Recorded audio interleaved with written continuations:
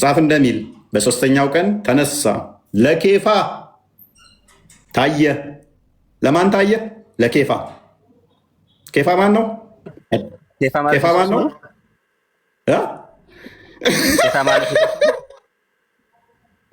መነሳቱን መንፈስ ነው ብለው ሲደነግጡ ነው መንፈስ ስጋና ደም የለውም ንኩና ዳሱኝና እዩኝ ብለው ነቅተው ዳሰው እንዲያምኑት እንኳን ያደረገ ነው።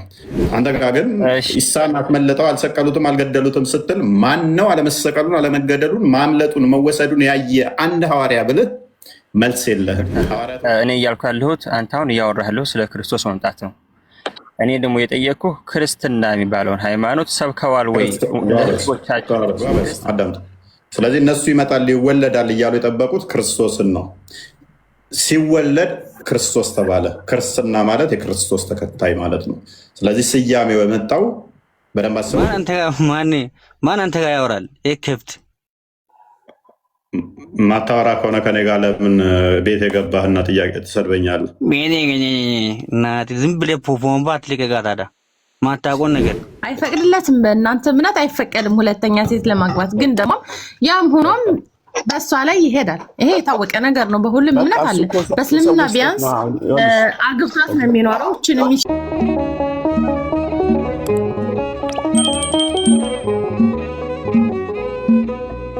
ሙሐመድ ምንድነው እያልክ ያለሁ? ቀጥል።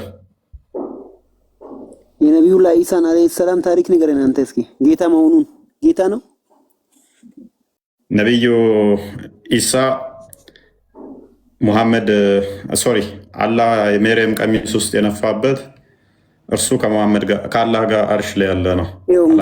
ያንተ በሽታ እኮ ማለት ነው ከሙሐመድ ጋር ነው። ሙሐመድ አይደለም ያልወጣኝ፣ ተሳስቼ ነው። የሙሐመድ ጂኒ ነው እንደገባብህ። የሙሐመድ ጂኒ እኔ ውስጥ ምን ይሰራል? እኔ በክርስቶስ ነው አላህ ውስጥ ነው። ሙሐመድ ውስጥ ነው ያለው። የሙሐመድ ጂኒ ነው ውስጥ የለም። የሙሐመድ ጂኒ እዛው እናንተ ጋር ይቀመጥ፣ እኔ ጋር የለም። ማይም መሆን ራሱ ይሄ ነው። አየህ ታዲያ ኢሳም ጠየቀኝ። እኔ ኢሳ የሚባል ነብይ ማቀው። ታዲያ ሙሐመድ የምትለው ምንድነው? ስለ ኢሳ የጠየቁት ስለ ሙሐመድ እንዳላወራው የምታወራ ሌላ ጉዳይ። አላህ ነው መርየም ቀሚስ ውስጥ መርየም ፈርጅ ውስጥ ነፋባት፣ ከዛ ወደ ራሱ ወሰደው። ስለዚህ ስለሱ ምን ታውቃለህ አልከኝ። ቃሉን ወደ መርየም ጣለ። ቃልና መንፈሱ ሱራ 4:171 ላይ፣ ሱራ 66 ቁጥር 12 ላይ ደግሞ ፈርጇ ውስጥ ነፋባት። ሱራ 3:54 ላይ ደግሞ ወደ ራሱ ወሰደው። በቃ ይሄ ነው ኢሳ። ኢሳ ማን ነው? ተጨማሪ ሱራ 3:49 ላይ ሩቁን የሚያውቅ ነው፣ ጌይብ ነገሮችን የሚያውቅ ነው። ሩቁ የሚያውቅ ደግሞ አምላክ ነው። እስኪ ስለ ስላሴ ያስረዳኝ እስኪ አንተ። ለምንድን ነው የምትዘለው? ይሄው እያስረዳሁ እኮ ነው። ኢሳን በደንብ እየነገርኩ ነው። በቃ ቆይ አዳም፣ ኢሳን እየነገርኩ ነው። ስለዚህ ጌይብ ነገሮች የሚያውቅ አምላክ ብቻ ነው። ሩቁ ሚስጥር የሚያውቅ እሱ ነው። ቆይ ሶስትም አንድ ነው የምትለው እናንተ ስለገንተን ነው በለ። ሶስትም አንድም ነው፣ አንድም ሶስትም ነው ትላለህ አንተ። ዴና እንኳን ተፍሲር ታውቃለህ? ይሄንን የቁርአን ተፍሲር ታውቃለህ? አሁን እፎይን ጓልክበትና የሱረቱል መርየም ስለስላሴ ንገረኝ። ቆይ መርየም የተከበረች ነች በእስልምና ብቸኛዋ ሴት ትላላችሁ፣ በቁርአን ሴት ተጠቀሰች። ከዛ ያጋለ ማይም ዶንቆሮ እሺ ከእነርሱ መጋረጃ አደረገች። አሬ ነው ማለት ነው። እስኪ አስረዳኝ አንተ ስለስላሴ። እሺ መንፈሳችንን ወደ እርሷ ላከ። አንተ ሰውዬው አንተ ቆይ ቁርአን አይደለም የጠየቁ ስላሴ ነው የጠየቁ። ስላሴ ይሄ ነው እንደ ቁርአኑ። እኛው መልስና ከዛ ጂሳ እንዴት እንደተረገደ ቁርአን ራሱ እሱ ከፍ ያጋል በሰው ተመክቶ እኮ ያ ስላሴ ብሎ ምን ባላህኛ። እሺ በቃ ላስረዳ፣ ባላህኛ ስህተት እንደሆነ ላሳየ።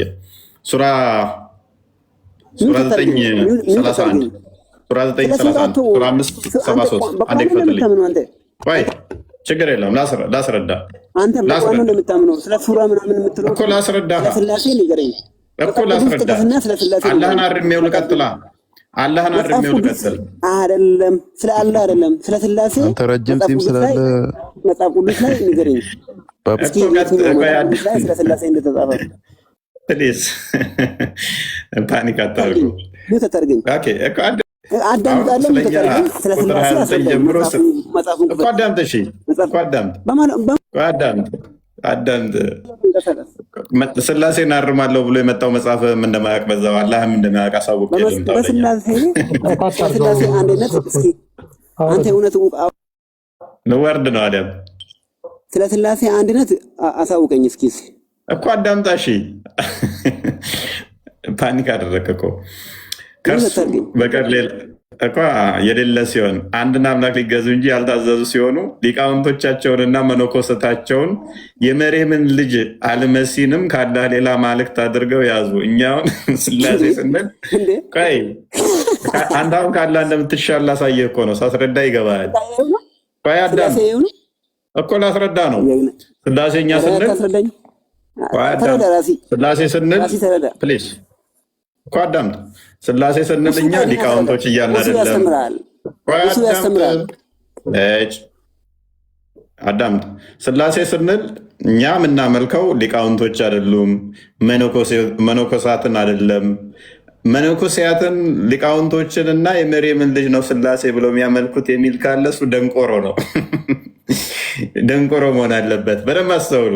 እኛ ስላሴ ስንል መነኩሴዎችን ሊቃውንቶችን አይደለም፣ በፍጹም ማለት ነው። አንተ አያውላ አይደል የምታመልኩት? ትንሽ ተረጋጋ። ስለዚህ አያ ታመልካለህ ተመልክም ከስሩ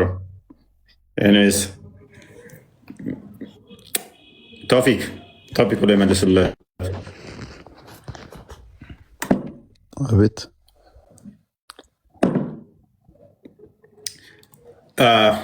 ሱሌማን ለምን ያህል ጊዜ ነው የነገሰው? እውቀቱ የለኝም። ያሱ ኦኬ።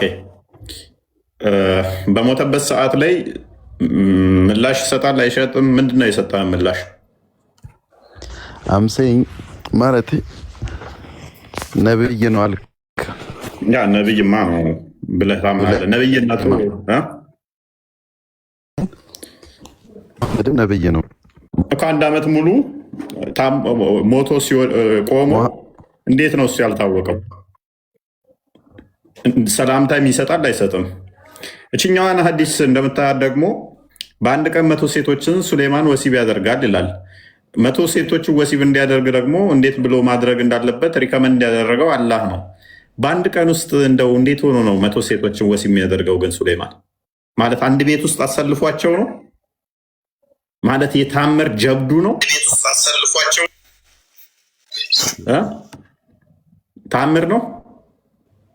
ያኛውን ቆሞ እንጨት ላይ ተገትሮ መሞቱ ታምር ነው ብለኸኛል። አላህ በአንድ ቀን እንደዚህ እያልክ ወሲብ አድርግ ብሎ 100 ሴቶችን ወሲብ እንዲያደርግ ያደረጋቸው ነበር ነው የሚሰራው ሱሌማን። ነቢዩ ሱሌማን በእስልምና ምን እንደዚህ ሴቶቹን አሰልፏቸው ነው ወሲብ ሲያደርግ የነበረው?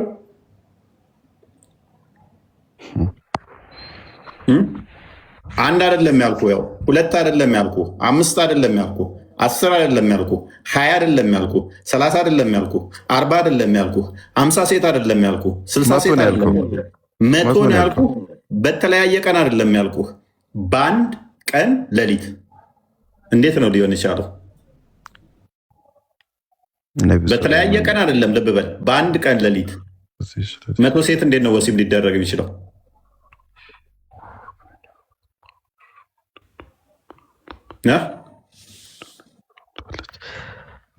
ታሪኩን ግን አንብበዋል? አንብበው ጨርሰህ? ከ100 ሴቶች ልጅ ሊወልድ ለአላህ ብሎ ማለት ነው። ለአላህ የሚታገል ወንድ ልጅ ለመውለድ ጂሃድ የሚዋጋለት ማለት ነው። ሰው የሚገድሉ ማለት ነው። እንደ እኔ ብችል እኔም አደርገዋለሁ፣ አይደለም 100 200 አደርገዋለሁ እኮ። እንዴት ነው እሱ በአንድ ሌሊት የተሳካው? አላህ የሰጠው ጸጋ ነው። ስለዚህ ሴቶቹን እንደዚህ ራቁታቸውን ተርታቸውን አሰልፏቸው ነበር ማለት ነው። እንዴት ጠይቀኛል? አሁን ያለው ልጅ እኮ ነኝ እኔ። ይሄ እኮ ተአምር እኮ ነው። የእስልምና ተአምር ስለሆነ ነቢያችሁ ፈለጋችሁ ምሳሌያችሁ ስለሆነ ሱሌማን ተብዬው 100 ሴቶችን በአንዴ እንዴት ነው የተገናኛቸው? እናንተ እንዴት ብሎ መገናኘት እንዳለበትም 100 ሴቶች ወሲብ ሲያደርግ ኢቭን አላህ ያዘዘውን እንኳን ረስቶታል። አውልቀው ይሁኑ ምን ይሁኑ በምንም የምታውቀው ነገር የለም። እንዲያርገው ነው ምናምን ብላ የመጠየቅ ታውልቁ ከሆነ ኢብን ቂያም አልጀውዚ እኔ በ15ኛው ሴንቸሪ አካባቢ ነው ኢብን ቂያም አልጀውዚ ብልታችሁ ለጨርቅ ጠምጥማችሁ ወሲብ ማድረግ ትችላላችሁ ያለው እሱ 15ኛ ሴንቸሪ በኋላ የመጡ ሊቃውንቶች ናቸው። ምን ሱሌማንም ሳያውልቅ ወሲብ ያደርጋቸው ነበር እስከነ ልብሳቸው።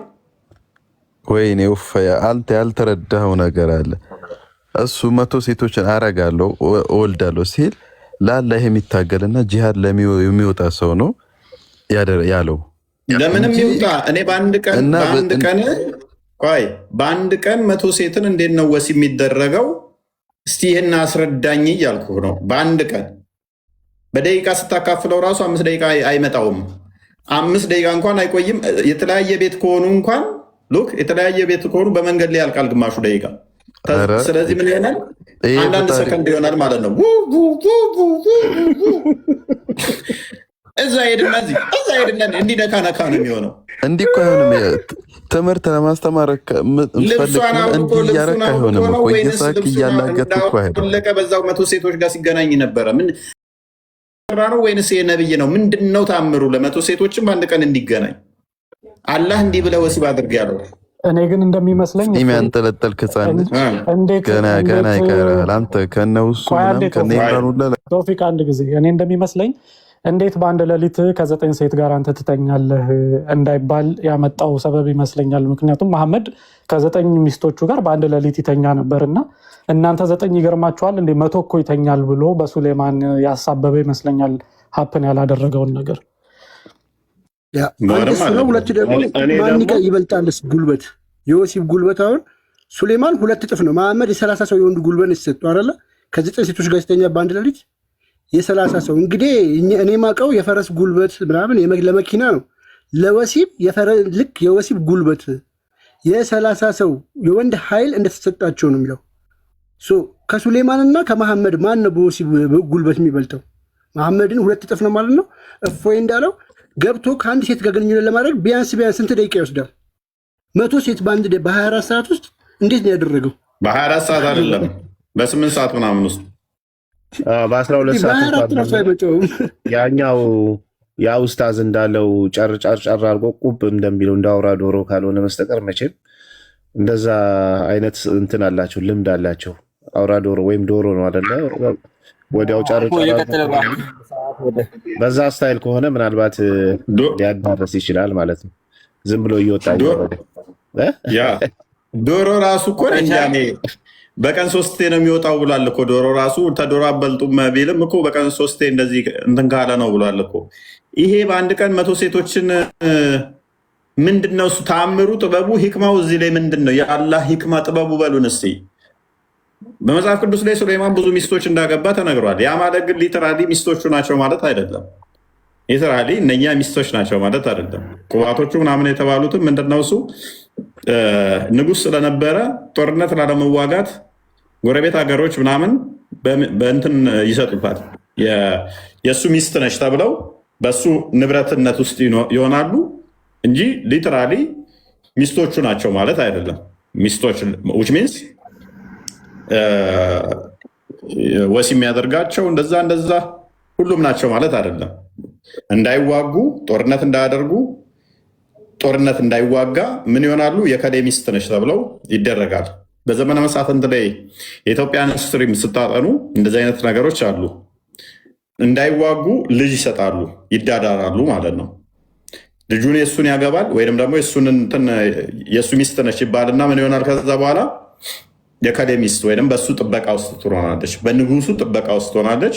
እዛ የንጉሱ አገልጋይ ወይም ሰራተኛ እዛ ውስጥ ይሆናሉ። እንደ ሚስት ትቆጠራለች ማለት ነው። ይሄ ሊትራሊ በአንድ ቀን ነው 100 ሴቶችን ወሲብ የሚያደርገው። አይ ቲንክ አርዲ ማይካስታር ምስለኝ። አይ እስልምና ነቢያትን እኮ በጣም ያከብራል ምናምን ብሎ የሚናገሩት ነገር አለና መሐመድ ግን ስለነዚህ ነቢያት የትም ቦታ ያልሰማውን ያላየውን ነገር ያላነበበውን ነገር አምጥቶ እነሱ ታሪክ ላይ መለጠፍ ራሱ በጣም የሚያሳዝንና የሚያሳፍር ነው። ሌላ አንድ ታሪክ አለ አይደለ? ስለ ያህያ እንግዲህ እነሱ መሐመድ መጥምቁ ዮሐንስ አወቀው አይደል? ያህያ እንግዲህ ምን የሚል ታሪክ ይሰማል መሐመድ? በበረሃ ነው የኖረው፣ ሴትም አያውቅም እንደዚህ ምናምን የሚል ታሪክ እንግዲህ ጭምጭምታዋን ሰምቷል። እንግዲህ ይታወቃል አይደል? ከዛ ህዝቡን ይሰበስብና መሐመድ ምን ይላቸዋል? ይገርማችኋል፣ ያህያ እኮ ያው ያህያ የሚባለው መጥመቁ ዮሐንስን ለማመሳሰል ተብሎ ነው። ምን ይላቸዋል? ይገርማችኋል፣ ያህያ ሴት ጋር ምንም ግንኙነት አላደረገም ይላል። እንዴት በምን ምክንያት ነው ያ መሐመድ? ምንድን ነው ምን ተፈጠረ ሲሉት መራቢያ አካሉ በጣም ትንሽ ነበረች እና በዛ ቁንጅ ነው ደግሞ በዛ ላይ ትላለህ እና በዛ ምክንያት ነው። በነገራችን ግራ እንዳይገባችሁ ከስራላችሁ አረዲ እንድትመልስልኝ እና መሐመድ የመራቢያ አካሌ ትልቅ ነው ብሎ ነው ከ9 ሴት ጋር የተኛው? ኧረ ጌታ ሆይ እኔ አሁን አይሻ ያለችው እኮ አለ እኮ የመሐመድ ብልትን አይቼ አላውቅም ብላለች። ዳይፍ አድርገውታል። እሱ ዳይፍ አድርገውታል። ሞራል ኦፍ ስቶሪ ዋናው ቁም ነገሩ ግን ምንድን ነው? እዚህ ጋር ምንድን ነው እንደዚህ አይነት ታሪክ ሰዎችን ሰብስበው መናገር ምንድን ነው? ስለ አረዲ ያው መልስን ፊት ለፊት አስቀምጬልሃለሁ። እሺ ባቢ ይችላል። እኔ እንዳለም ያውቃለሁ፣ ችግር የለም። ተሳደቡ ምንም በለው፣ ግን ጥያቄ ልጠይቅ። የምን ስድብ ነው? በቃ አልሳደባችሁም። ጥያቄ ልጠይቅ ይቻላል? ማንኛውም ልጠይቅ፣ አንተን ወይ ቃልን ወይ አሪዲ ወይ ቢኒ ከማን ጋር ነው? ጥያቄው በዛው ቀጥል። እኔ ብላችሁ ያው ተሳድባችኋል በለና በዛው ጥያቄ እንቀጥል። ምክንያቱም አኪዝ ስላደረከ አልተሳደብንም አይደለ? አልተሳደባችሁ። ቴንኪው። ምንድን ነው ጥያቄ? መረጃን ክፈትና ቀጥል። እሺ ጥያቄን በመጀመሪያ ደረጃ ጥያቄ መጠየቅ የምፈልገው ሚዩት ምናምን እንዳታረግ፣ ቃል በቃል ነው የምመልስልኝ። የመጠየቅህን ጥያቄ የሆነ ሰዓት ለመግደል ብለህ እንትን ስታነብ እንዳትውል፣ ምልስ እያደረክ እናያለን። ልክ እንደኛ እንደምንጠይቀው መረጃ ትከፍትና እዚህ ቦታ ላይ ይሄ እንዴት ነው ብለህ ጠይቅ። እሺ እያልኩ ያለሁት እኔ ጳውሎስ ንገረኝ፣ ማስረጃ ኢየሱስ ክርስቶስ ማስረጃ ጥያቄኛ ያንከተከተሃል። ጠይቅ። አይ ጥያቄው በማስረጃ ብሎ ከሌለ ማስረጃውን ከመጽሐፍ ቅዱስ ነው መቼም። ንገረኝ፣ ይኸው ከፍትልሃለሁ። ጠይቅ በቃ ያ ኢላሀ ኢላላህ እንደው ላይ በጣም ይገርመኛል። ራሳችሁ ተሸውዱ ማለት በራሳችሁ ተስማማ። ቀጥል። ጥቅሱን ጠቀስ፣ ጠይቅ ተባልክ እኮ። እሺ ምንድን ማነሱ ጳውሎስ ስለ ክርስትናችን ውድቅ ነው ብሏል። ኢየሱስ ክርስቶስ ሲነሳ ካላየ ነው። ኢየሱስ ክርስቶስ ሲነሳ ያየው ሐዋርያት አለ ወይ? ስሙን ነው የምፈልገው። ማን ነው? ቃል በቃል ላልካት ክርስትናችን ውድቅ ነው የሚለውን መረጃውን እስኪ ጥቀሰው። ቃል በቃል ክርስትናችን ውድቅ ነው የሚለው የቱ ጋር የሚል የለም። አንዴ አንተ እንዳልከው እንደጠየቅከው አመጣልሃለሁ፣ ችግር የለም። እናውቀዋለሁ፣ ጥቅሱን ልነግርህ እችላለሁ፣ ግን አንተ እንዳልከው አይደለም የሚለው። እሺ አንብበው። እሺ ጥቅሱን ካወቁ ለምን በስርዓት በለው። አንተ ራስህ እንዳልከው እንደጠየቅክበት አይደለም የሚለው ሲነሳ ካላየ ብሎ ተናግሯል እንጂ ቃል በቃል ነብዩን ካላየ ነው ክርስትናችሁ ውድቅ ነው አይደለም የሚለው። እና ምን እንደሚለው ጥቅሱ እኮ በስርዓት አንብባ። ቅድሚያ እኮ የምታውቀውን ስትጠይቅ በደንብ አስብ። አትሊስት ጥያቄውን አውቀህ ነው መጠየቅ። ፕሪሳፖዝ አድርገህ ይዘው የመጣኸው ስላለ ያንን ለመልስህ እንደዚህ ከመለሱ እንዲህ ላለው ብለህ ፕሪሳፖዝ ላደረከው እንትን የጳውሎስ ላይ አትጫንበት ማለት ነው። እሱ ላይ ያላለውን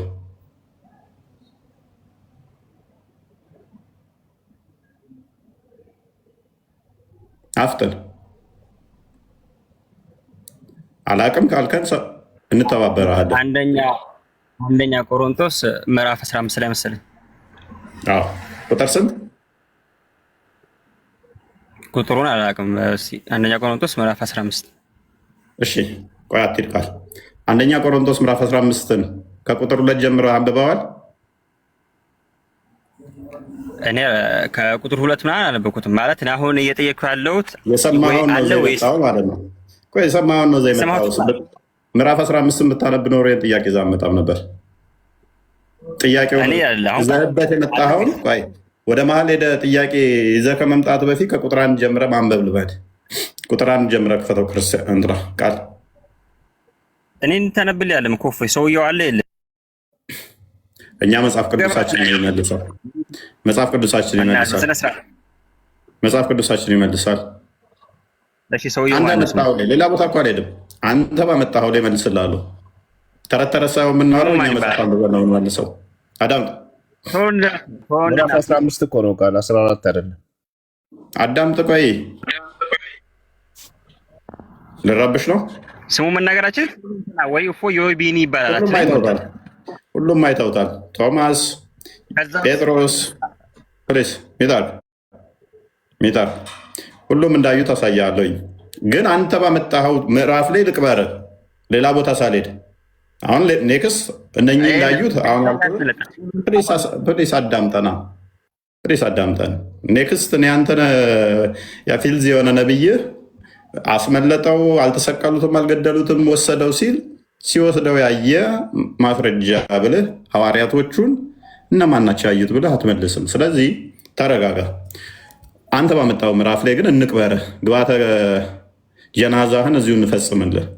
ወንድሞቹ የሰበክንላችሁ ደግሞም የተቀበልነው በእርሱም ደግሞ የቆማችሁበት በእርሱም ደግሞ የምትድኑበትን ወንጌል አስባችኋል። ከፈርሁ በከንቱ ካላመናችሁ በቀር ብታስቡት በምን ቃል እንደሰበክንላችሁ እኔ ደግሞ የተቀበለውትን ከሁሉ በፊት አሳልፌ የሰጠኋችሁ እንዲሁ ብዬ መጽሐፍ እንደሚል ክርስቶስ ስለ ኃጢአታችን ሞተ። መጽሐፍ ምን እንደሚል ክርስቶስ ስለ ኃጢአታችን ሞተ፣ ከፈርጋ አፍተ ተቀበረም። መጽሐፍ እንደሚል በሶስተኛው ቀን ተነሳ፣ ለኬፋ ታየ። ለማን ታየ? ለኬፋ።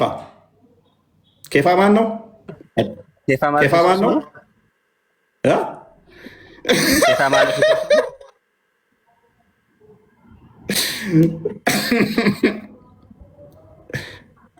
ናካርዲ ማን ነው ያለው? የሰው ስም ነው። ምንድን ነው? ኬሻ በሳቅ አለ እነኚህ ናቸው እኮ ሊጠይቁ የሚመጡት። አዳምጥ። አይደለም ሳቅ መልስ አይደለም እኮ አዳምጥ። ኬሻ ሳይሆን ኬፋ ነው። ደግሞ ለኬፋም ታየ፣ በኋላም ለ12ቱ ለሁሉም እንደታየ ያሳያለሁ አልኩ አይደለ? ለ12ቱም ምን እነኚህ እነማን ናቸው? ማቴዎስ ወንጌል ምዕራፍ 10 ከቁጥር 2 እስከ 5 ላይ ላሉት ከዚህ ስማቸው ሙሉ ስለተዘረዘረ ነው እንትን ማደርግብህ። ከዚህም በኋላ ለ12ቱ ደቀ መዝሙር ታየ ማ ክርስቶስ። ከዛ በኋላ ስለማን የታየው? ከዚህ በኋላ ከ500 ለሚበዙ ወንድሞች በአንድ ጊዜ ምን አለ? ታየ። አንድ እስቲ ለማን ታየ? ማስረጃ እንጣለን እስቲ። አዳምጥ ፕሊስ። ፕሊስ ለ12ቱም አልኩህ እኮ 12ቱም አንተ አንድ ነው የምፈልገው። ለ12ቱም ስማቸውን ደግሞ ከፈለግ በስነስርዓት አንተ ምን የምጠይቀህ አንተ መጠይቀህም መልስልኝ። ሚውት አታድርገኝ። ለጥያቄ እኮ ነው። ለ12ቱም ታየ። ለ12ቱም ታየ። እኔ 12ቱም ታየ አለ። ከ12ቱ ለምሳሌ ማን ነው ስሙ የታየ ቢያየው ሰውዬ ማለት ነው? ኬፋ ለምሳሌ ኬፋ የሚባል የሐዋርያ ስም ነበር። ጴጥሮስ ማለት ነው። ኬፋ ማለት ሌላኛ ስሙ ጴጥሮስ ይባላል። እሺ 12ቱ ደግሞ ስማቸው ማን እንደሆኑ ሜይ ቢ ሐዋርያ ስራ ምዕራፍ 1ን ትደምርና ምዕራፍ 1 ቁጥር 8 ይመስለኛል። ከዛ እሱ ላይ ይሁዳን አውጥተህ ማቴዎስ ወንጌል ምዕራፍ 10ን ትጨምረዋለህ ማለት ነው። ስለዚህ ለነኚህ ብቻ ለ12ቱ ብቻ ሳይሆን ደግሞ ከፍ አድርገው ከዚህ በኋላ ከ500 ለሚበዙት ወንድሞች በአንድ ጊዜ ታየ። ለ500 የሚበዙ ወንድሞችም ታየ። ከእነርሱም የሚበዙት እስካሁን አሉ፣ አንዳንዶች ግን አንቀላፍተዋል። ከዚያም በኋላ ለያዕቆብ ኋላም ለሐዋርያቱ ሁሉ ታየ። ከሁሉ በላይ እንደ ጭንጋፍ ለመሆን ለእኔም ደግሞ ታየኝ። ስለዚህ ሁለተኛ ጥያቄ ደግሞ ዝቅ አድርግለት። ምንድን ነው ጥያቄ? እሺ ይህን ክፍል አላነበብከውም፣ ዝም ብለህ ነው የመጣው። ይህን ምዕራፍ ላይ እዚህ ላይ ይዘህ ስትመጣ አትሊስት ምዕራፉን ማንበብ ልመድ። እኛ አሁን አስፈላጊ ከሆነ ሐዋርያት ሥራ ምዕራፍ 1 ቁጥር 8 ላይ፣ ማቴዎስ ወንጌል ምዕራፍ 20 ቁጥር 17 ጀምሮ፣ ማቴዎስ ወንጌል ምዕራፍ 27 እና 28፣ ማርቆስ ወንጌል ምዕራፍ 16፣ ሉቃስ ወንጌል ምዕራፍ 24 ላይ በደንብ አብራርቶታል። ኢቨን መታየት ብቻ ሳይሆን ኑ ዳሱት ንቁ ብሎ ሉቃስ ወንጌል ምዕራፍ 24 ቁጥር 34 ላይ አስነክቶ ለደቀ መዝሙርቱ ራሱን ነክተው መነሳቱን መንፈስ ነው ብለው ሲደነግጡ ነው መንፈስ ስጋና ደም የለውም ንቁና ዳሱኝና እዩኝ ብለው ነክተው ዳሰው እንዲያምኑት እንኳን ያደረገ ነው። አንተ ጋ ግን ኢሳን አስመለጠው፣ አልሰቀሉትም፣ አልገደሉትም ስትል ማን ነው አለመሰቀሉን፣ አለመገደሉን፣ ማምለጡን፣ መወሰዱን ያየ አንድ ሐዋርያ ብልህ መልስ የለህም። ሐዋርያቶቹን አልቀናቸዋል፣ አበልጠናቸዋል። በእስራኤል ላይ አንዲቱ ጭፍራ አመነች፣ እሷም የበላይ ሆነች ይላል። እነሱም ሐዋርያቶቹ አመን የአላህም ረዳት ነን አሉ። ኢሳ ረዳቴ ማን ነው ባለ ሰዓት ይላል። ከነኚህ ከኢሳ ሐዋርያት ውስጥ የትኛው ሐዋርያ ነው ኢሳን አላህ ወደ ራሱ ሲወስደው ያየ ብልህ መልስ የለህም። ቀጥል። እሺ፣ ሁለተኛ ጥያቄ የቀደም ነቢያቶች ክርስትናን ሰብከዋል ወይ የሚለው ነው። ማለት ክርስትናን የያዙ በክርስትና ትድናላችሁ፣ ክርስቲያን ሁኑ፣ ሃይማኖታችሁ ክርስቲያን ነው፣ ሌላ ሃይማኖት እንዳትከተሉ ብለውስ ለህዝቦቻቸው ነግረዋል የሚለው ነው። ክርስቲያን ማለት ምን ማለት ነው? እኔ እንግዲህ እሱን አላልኩም። እሱን አላልክም እኮ። እኔ ደግሞ እየጠየቅኩ ያለሁት የአንተን ፕሪሳፖዝ አድርገህ የምመጣውን መልስ ሳልሆን የምፈልገው እኔ ደግሞ ማምነውን ነው የምጠይቅህ። እንደማምነው ነው የምመልስልህ። እኔ የቀደም ነቢያቶች ነው ያልኩህ እና አብርሃም ከኢየሱስ ክርስቶስ ከመምጣቱ በፊት ለምሳሌ እነ ዮሴፍ፣ ያዕቆብ። እሺ አዳምጥ። አብርሃም አባታችን ነው። ከዛ እንጀምራለን። ክርስቶስ በስጋ የተገለጠው ከነሱ ነው። እነሱ በትንቢት ሲጠብቁት ሲያምኑት ነበረ። ይህንንስ ክርስቶስ ተናግሯል ወይ? በሚገባ ምን ላይ? ዮሐንስ ወንጌል ምዕራፍ 8 ቁጥር 54 ጀምሮ አብርሃም ቀኔን ያይ ዘንድ ሐሴት አደረገ አየም ይላል እና አብርሃም ሳይወለድ እንደነበረ ይነግረናል ክርስቶስ። ስለዚህ አብርሃም ይናፍቀው ነበረ፣ ሊያየው የሚመኘው ነበረ። በምንን? በእምነት መነጽር። አብርሃም እንዴት ነው ሳያየው ያመነው? ሳያዩ የሚያምኑ ብፁዓን ናቸውና አስቀድሞ ዘፍጥረት ምዕራፍ 12 ቁጥር 3 ላይ በአንተ አሕዛብ ይባረካሉ ብሎት ነበረ። በአንተ አሕዛብ ይባረካሉ ያለው ቃልም ተስፋም የገባለት አብርሃም በሱ ዘር እንደሚባረኩ ያውቃል። በማን ዘር ነው የሚባረኩት ስንል ሮሜ ምዕራፍ 9 ቁጥር 5 ላይ ሮሜ 9 ምዕራፍ 9 ቁጥር 5 ላይ አባቶች ለእነሱ ናቸውና ከነሱ ክርስቶስ በስጋ መጣ፣ እርሱ ከሁሉ የተባረከ ሆኖ የዘላለም አምላክ ነው ይላል። እርሱ ከነሱ የመጣው ከአባቶች የነሱ የሆኑት ከአብርሃም የሚወለዱ ሁሉ የአብርሃም ልጆች አሉ ይላል ቁጥር 6 ላይ። ነገር ግን በይስሐቅ ይጠራልሃል ተባለ። በይስሐቅ የሚጠራ ደግሞ እርሱ እስራኤል ይባላል። ከአብርሃም ስለተወለደ ግን እስራኤል አይባሉም አለ። ቀደምቶቹ ምን ተብለው ይጠሩ ነበር? እስራኤል ተብለው ይጠሩ ነበረ።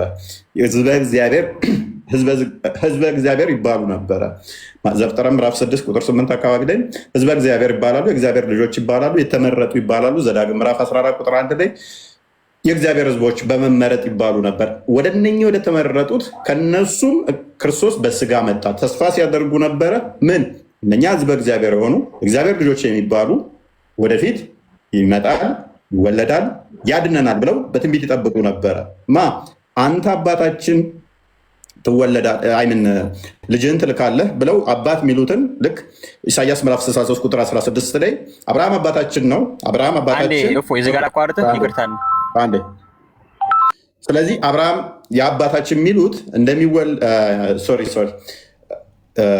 እግዚአብሔርን አባታችን የሚሉት በአብርሃም የሚመኩት አብርሃም በቀን እስራኤል እስራኤል ባይገዛልን አቤቱ አንተ አባታችን ነህ፣ ስምህ ከዘላለም ታዳጊያችን ነው ብለው የሚሉት አምላካችን ነህ፣ ታዳጊያችን ነህ የሚሉት ቀኝህን ላክ፣ እጅህን ላክ፣ አድነን፣ ውረድ፣ ተወለድ ይሉት ነበረ። ስለዚህ ኢሳያስ በስጋ እንደሚመጣ እንደሚወለድ በትንቢት ነግረውን ነበረ።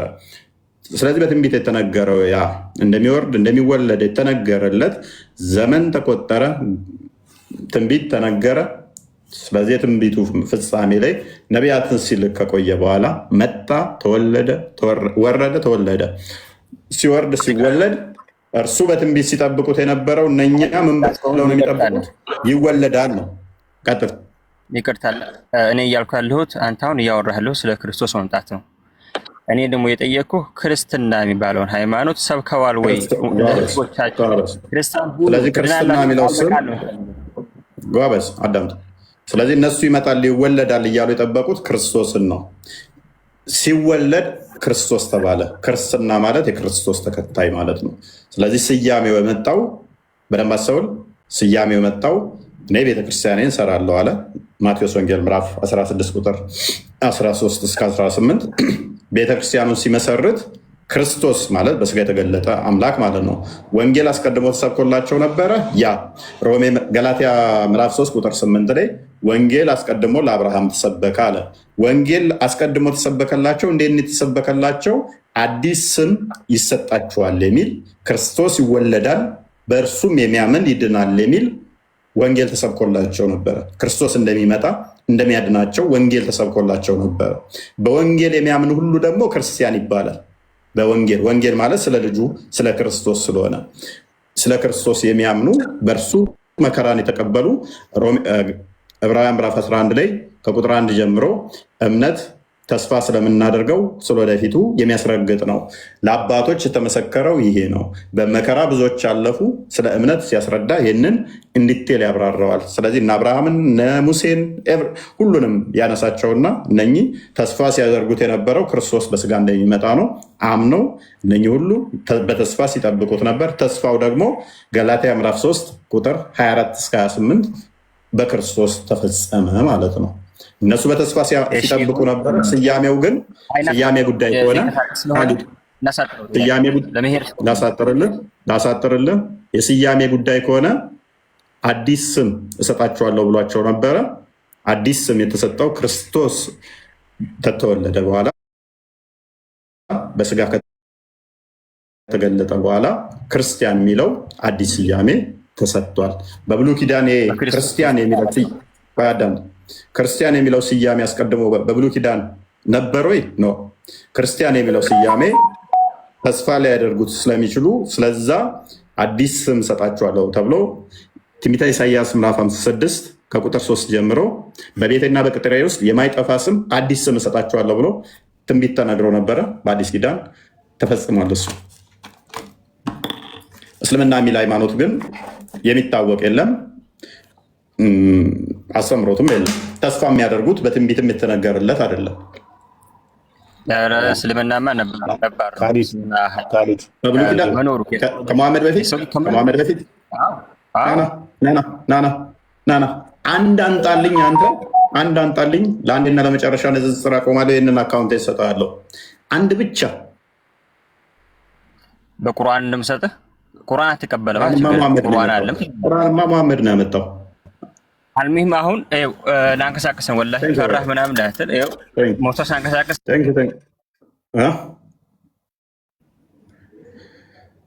ቁርአን ይለኛል እንዴ? አስቀድሞ ነበር ብሎ መሐመድ ላይ ሊሰጠኝ ማለት ነው። መሐመድ የተናገረውን ተረት ተረት የሚገርም እኮ ነው። ዲን ይቀጥል። ካሊድ ስራ ወጣው ይመስልሽ ደግሞ እየሰማሽ ለማንኛውም ለሌሎቻችሁም እየሰማችሁ ይሄ እስልምና ላይ ያለውን ሜንታል ይዛችሁ እዚህ አትምጡ።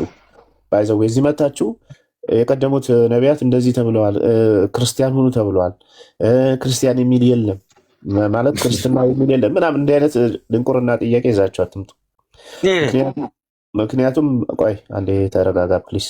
ምክንያቱም ለሐዋርያትም ሆነ ለነቢያትም ሆነ ለሐዋርያት የተሰበከው እግዚአብሔር ነው፣ ያው ክርስቶስ ወይም እግዚአብሔር ነው። ስለዚህ ፍለጋችንና መከተላችን እግዚአብሔር ነው። ስለዚህ ለሐዋርያቱም ሆነ ለነቢያቱ እምነታቸውም ሃይማኖታቸውም ምንድን ነው? እግዚአብሔር ነው። ሃይማኖት ማለት ዶክትሪን ማለት ነው፣ ወይ የዛ ያስተምሩ ኮር ነጥብ ማለት ነው። አስተምሮቱ ደግሞ ወደ ምን ይወስዳል? ወደ እግዚአብሔር ይወስዳል ማለት ነው። ስለዚህ ነቢያት አስቀድመው ነቢያት ሲመጡ ምንድን ነው የሚሉት? የእግዚአብሔርን ሕዝብን ወደ እግዚአብሔር ነው የሚመሩት። ወደ እግዚአብሔር ተመለሱ፣ ከጣዖት ራቁ፣ መሲሁ መጥቶ ያድናችኋልና ተስፋ የምታደርጉት መሲሁ ይመጣልና በዛ ተስፋ ኑሩ፣ ስለ ኃጢአታችሁ መስዋዕት አቅርቡ የሚል አስተምሮ ነው። ወደ እግዚአብሔር መመለስን የሚያስተምር እንጂ አንዴ ፕሊስ አትበጥበጥ። ምን እንደሚያቃስትብን ምን አውቃለሁ፣ ምን እንደሆነ አላውቅም። ከሚስት ጋር ከሆንክ አይደለም ከሚስት ጋር አይደለም። አንተ በምን አውቀህ እውቀት ነው እንደምታወራ እኛ ጋር? አንተን ካየው ራሱ አሬ ነው የሚመጣ ታውቃለህ። እየቃማችሁ እየመጣችሁ ፕሊስ እየመረቀናችሁ አትምጡ። እናትህ ትበላ። ይሄ ኢከካም የሆነ ልጅ ማታውቀው ነገር አታወራ። እባክህ መጀመሪያ አንብብ። ቁርአን ነው በአማርኛ የገባው። ቁርአን በአማርኛ ሲቀራ አንብብ መጀመሪያ። እሺ መጀመሪያ እስኪ አንብብ። ምላሽ አለ። እሺ ምላሽ አለ። ከብት ምላሽ አለ። ሆይ ኢየሱስን አምላክ ያልክ አንተኛ ጋር ጭንቅላት የሌለውን አላህን እኮ አንተ አምላክ ብለሃል እኮ። ሯጩን አላህ እኮ አምላክ ብለሃል እኮ አንተ። እግር እኮ እያመለክ ነው አንተ ወንድማችን። አንተ ትሻላለህ እኮ ከአላህ። አንተ ፊት ልዩ ታየኝ ነው፣ መነጽር አጥልቀሃል። ጭንቅላት የሌለውን እኮ እያመለክ ነው ወንድማችን ሸምሱ። አላህን ሽጠው ብልህ ራሱ ቀፎ አልሸጥም ትለኛለህ። አይ ቲንክ ነጋዴ ትመስለኛለህ። አላህን የምሬን ነው። ሽጥ ብለህ ራሱ ከብት ይሻላል ከአንተ። አንተ በምን ጭንቅላት ነው? ምላሽ አለ ወይስ ጥያቄ አለ? ጥያቄ አንተ ሰው ነው ቢል አንተ ያወራሉ እንዴ? እና ምንድነው የገባው ቤቴ? በምን አቅሜ ደስ ይላል። እውነትህን ነው። በምን አቅሜ የምታወራ አንተ ጀዝባ? ስጨርስ ዝም ብለህ ሌላ ስራ እስኪ ማትችል ወሬ ዝም ብለህ ሻታ ትለቃለህ። ዝም ብለህ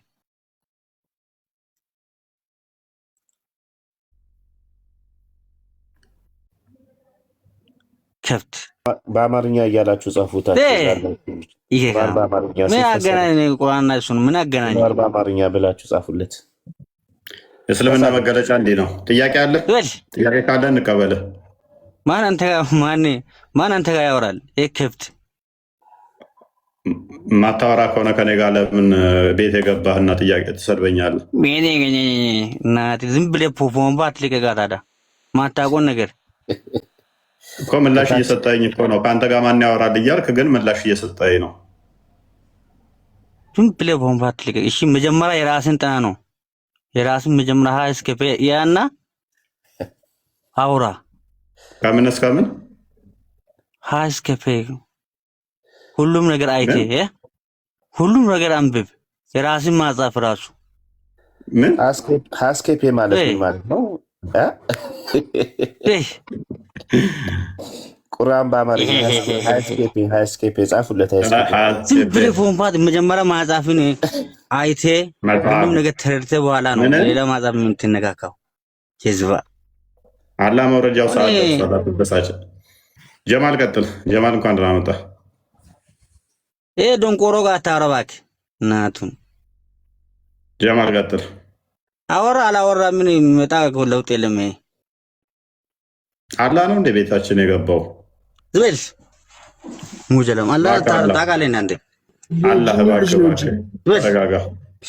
የመሐመድ ጅኒ ይሰፍሮብሃል እንደ ያለኝ እኮ ቅድም ሙስሊሙ ገብቶ ዲኒ ሰምተሃል? የመሐመድ ጅኒ ነው እንደያዘ ያለኝ። ያ ሰማሁኝ እኮ የመሐመድ ሙጀለም የመሐመድ ጅኒ ነው ያለብህ። አስበሃል? መሐመድ ጅኒ እንዳለብህ አንተ ጋር የሚገቡት እኮ ነገረመኝ። ሙስሊሞች እንዴት አንተ ጋር ይገባሉ እኮ ነገረመኝ። እናመሰግናለን። ባለፈው ወድቄ አይደል የመጣው? ወድቄ አይደል? አንተ ምን ልትሆን ገባ ቤቴ? ባለፈው እኮ ወድቄ የምትሄድ እንዴት ነው ሙስሊሞች አንተ ጋር የሚገቡት እኮ ነገረመኝ። እኮ እኔም እኮ የገረመኝ አንተ እንዴት ነው ቤት የገባው? አይነ ስውር ነህ እንዴ? ሲያስጠላ አንተ ጋር አሬ ነው አንተ ጋር ማውራት ራሱ አንተ ጋር ማውራት ራሱ አሬ ነው የሚመጣው። ምን እኔ ነኝ የማስቀዝን? እንደዚህ ካስቀዘንኩማ ጥሩ ነው። ጀዝባ ጭራሽ አንተ መሐመድ አይደለ እንግዲህ ታዲያ ጣራ ላይ ወተን እንዳናይ መሐመድ አሩን ሲያረ ጣራ ላይ ወተው ያዩት ነበረ። ሳቦ ናዲን አንተ ዝም በል አንብቦ አስበው ስታረ ጣራ ላይ ቁጭ ብሎ ሲያዩ አስበው ምን ጥያቄ መልስ አለው እንዴ? አሁን አንተ እንደዚህ ጋር ገብተህ ራሱ መነጋገር ከእንደነዚህ አይነት የአይምሮ ድሃ ከሆኑ ሰዎች ጋር አንተ አፍታም መልስ ስትባል እኮ ጸጥ አልክና እኮ ጀማል አደመጥክ እኮ።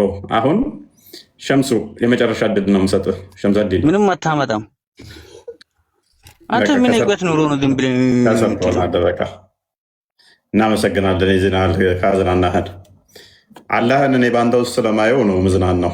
አላህ ከዚህ የተሻለ እውቀት ሊኖረው ስለማይችል ማለት ነው። ምክንያቱም አምላካችሁ ያስተማራችሁ ስለ ብልት ነው እንጂ ስለ አስተምሮት ምንም መልስ ስለሌለ ያላቸው አማራጭ መሳደብ ነው። ሰው ያለውን ነው የሚሰጠው። ሙስሊሞች ደግሞ እዚህ ቤት ገብተው ያላቸውን ነው የሚሰጡት። ያላቸው ደግሞ ምንድነው? ስድብ ነው። እኛ እንሳደብም የሰው ሃይማኖት አንነካም ይሉሃል እኮ ሙድ ሲይዘው እኛ እንሳደብም። መዲና አትሳደቡም አይደለ ሙስሊሞች? ወንድሞችሽ እንዴት ናቸው? ነገራችን ላይ አንዳንድ ሰው ተሳደበና ሁሉም ሰው ይሳደባል ማለት አይደለም። ከስንት አንድ ሰው ባለየ ያለ፣ ከስንት አንድ ሰው ደግሞ መልካም ሰው አለ። የእናንተ ልጆች አብዛኞቹ ባለጌ ናቸው፣ አብዛኞቹ ተሳዳቢ ናቸው። የእኛ ልጆች እንደዚህ በአፋቸው ሲጸዳዱ አታገኛቸውም። እናንተ ጋር መጥተው ወይም ሙስሊም ገብተው ጥያቄ ላለመመለስ አላውቅም ስለእናንተ፣ ግን እንደዚህ ታያቸው የሚሳደቡም አሉ። ግን ያኔ በብዛት አንተ ጋር መጥቼ ተሰማ ብዙ ጊዜ ስድብ ነው። ያም ሆነ ስድብ ለሁሉም ነገር መልስ አይሆንም መሳደብ። አንድ ሰው ጥያቄ ካለው ይጠይቃል፣ ጥያቄ ከሌለው ደግሞ ዝም ብሎ ይሰማል። ግን ደግሞ ነብዩ መሐመድ ያስተማረው ትምህርት አለ። ያው ሰሂህ በሆነ ሐዲስ ላይ ኢማም ነው ያስቀመጠው፣ አይሁድና ክርስቲያንን ሰላም አትበሏቸው፣ ካገኛቸዋቸው እንደውም በጠባቡ መንገድ ግፏቸው፣ አጨናንቋቸው ይላል። አይሁድና ክርስቲያንን በሰላምታ ራሱ ሰላም ማለት የለብሽም ይላል።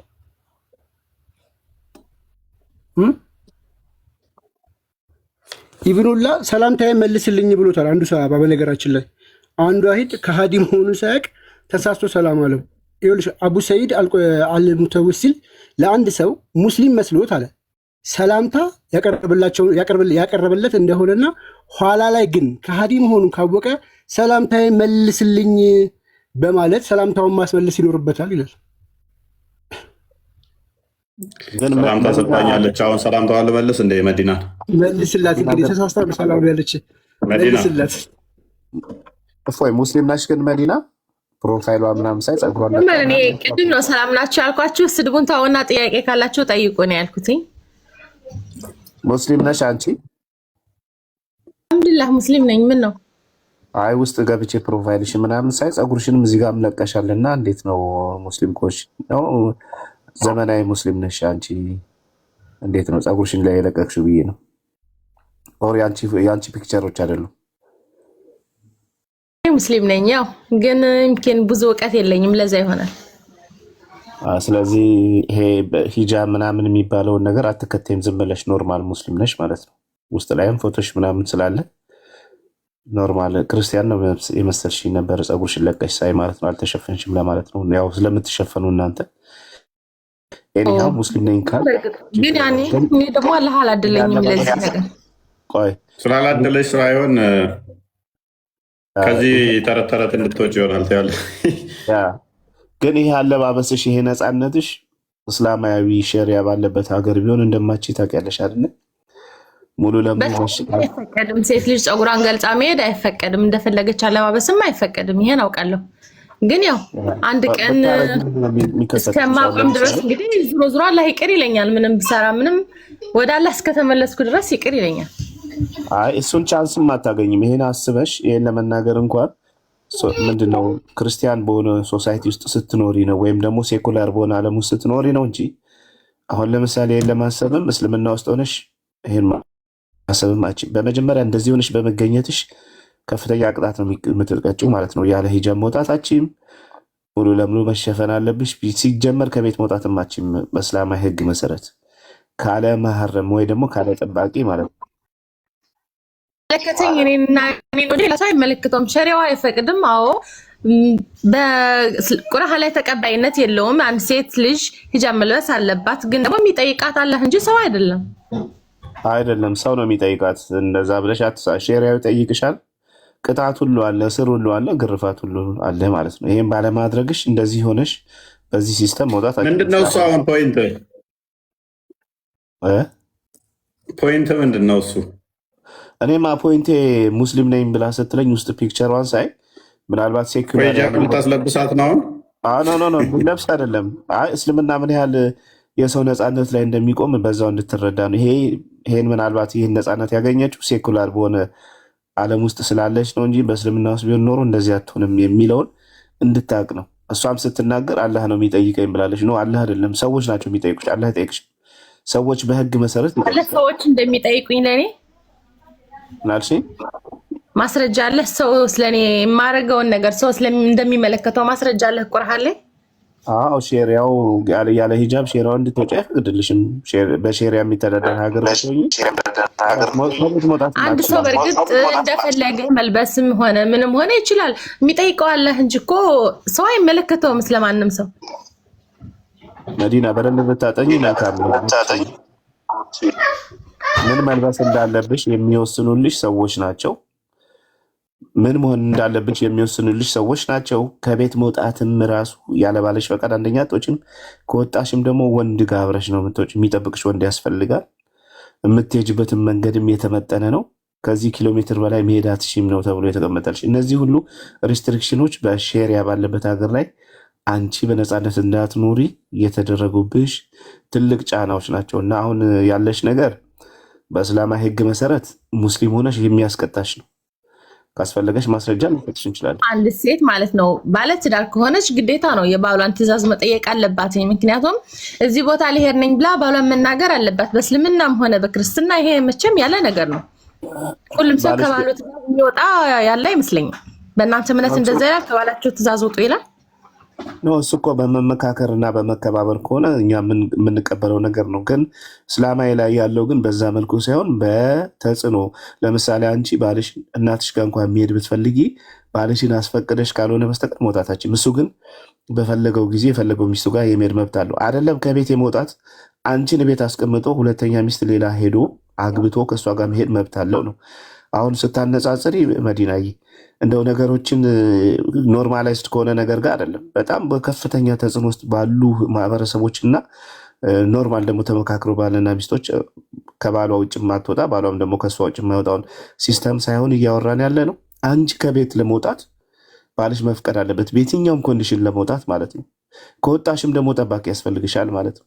እሱ ግን የአንቺን ፈቃድ አይጠይቅም። እንኳን ከቤት ለመውጣት እና ሌላ ሚስት ሁለተኛ ሚስት በአንቺ ላይ ለማግባት ፈቃድሽን አይጠይቅም። ስለዚህ በዚህ ልክ እያወራ ይሄ ራሱ ክርስትና ላይ ያለ ክርስቲያኑ ነው። አንድ ሰው ሚስቱን አግብቷትኛ አስቀምጦ በሷ በላይ ደግሞ ሌላ ሴት ጋር ይሄዳል። ይሄ ክርስትና ላይ ማለት እስልምና ላይ ብቻ አይደለም። ክርስትና ይፈቅዳል።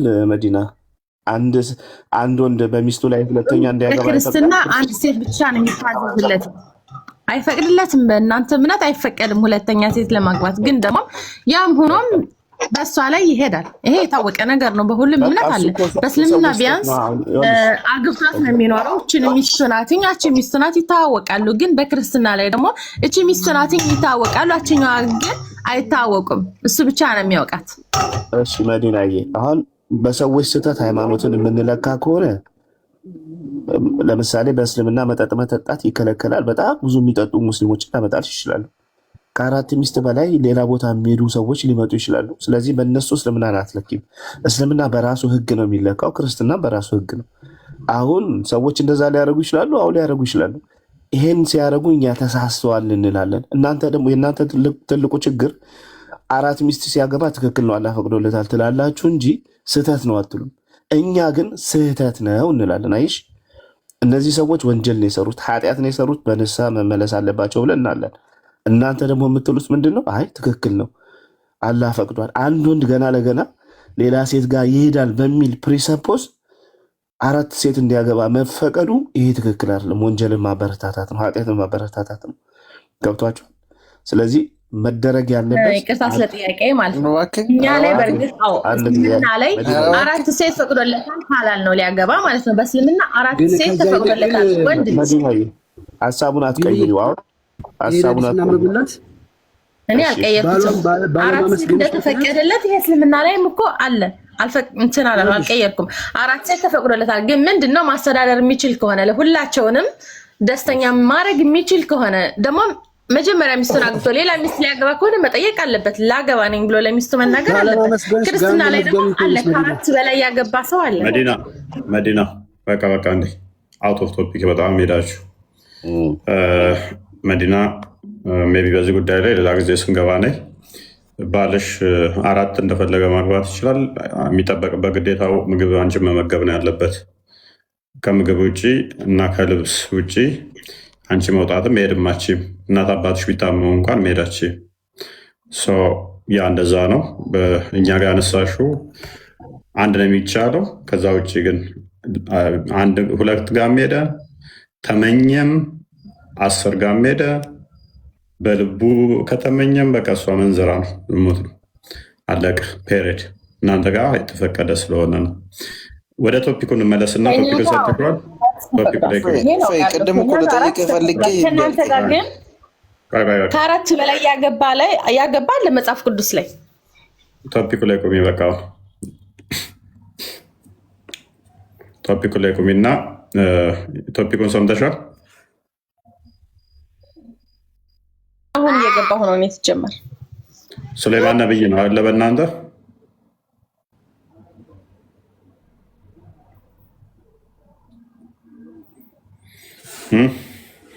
ሱሌማን በፊት እኮ እኔም ተናግሬያለሁ። ብዙ እውቀት የለኝም ስለ እስልምና ብያለሁ። ኦኬ ጀነራል ጥያቄ ግን አንድ ሰው ሞቶ 1 ዓመት ሙሉ ዱላ ተደግፎ ቤተሰቦቹ እያዩት እንደ ሞታ ላያውቁ ይችላሉ ብለሽ ታምኛለሽ?